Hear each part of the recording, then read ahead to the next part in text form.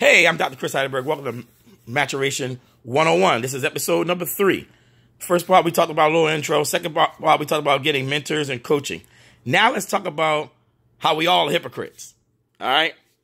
Present company included. Guilty.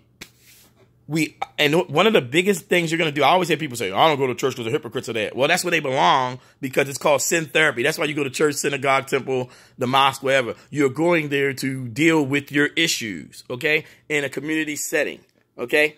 That's why you go. And then you have your own prayer life and what you do to get right with God. That's your personal journey. But sometimes we still need coaches. And the bottom line is you need coaches and mentors. We talked about that last time. How many people did the homework and found about 2 or 3 mentors or people like who can help them in terms of what they're going to need to do? You need coaches. They're going to keep it real with you. They're going to help you plan out goals. And in this segment, we're going to talk about a little bit about goal setting and hypocrisy, how we're all hypocrites.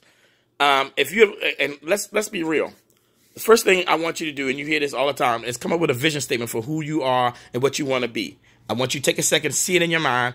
You can stop the video if you want to and do that and come back, or you can pause it and then come back. But the bottom line is you need to have a vision for yourself. If you can't see a vision for yourself that's successful, how the hell do you expect anybody else to do it?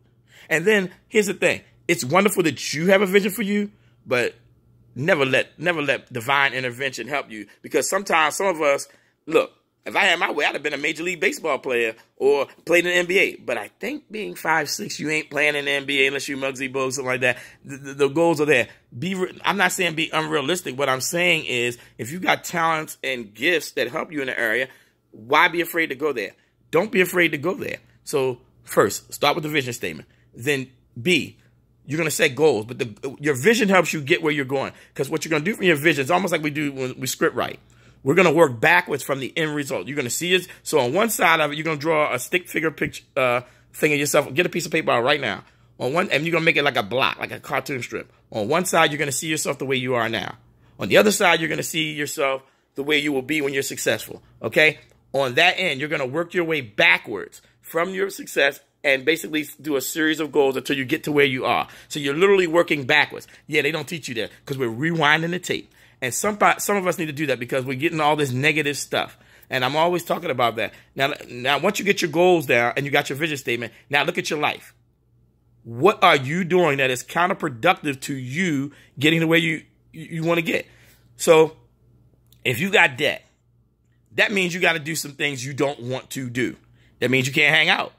Why can't you hang out? Well, because that same, let's just say weekend we're going to go to the club or whatever. And just this one time, once a month, we're going to go.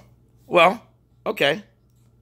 Even if you try to do it on the cheap, you spending $100, $200 easily because you got to get an outfit, right? Shoot, that could take the $100 right there. You got to pay for the tickets, right? If you're going with a date, now that's an extra expense. So you're looking at $100, $200 a month. If you multiply that, that's just once a month through a year. That's $1,200. That's $1,200 over the course of a year that you're doing.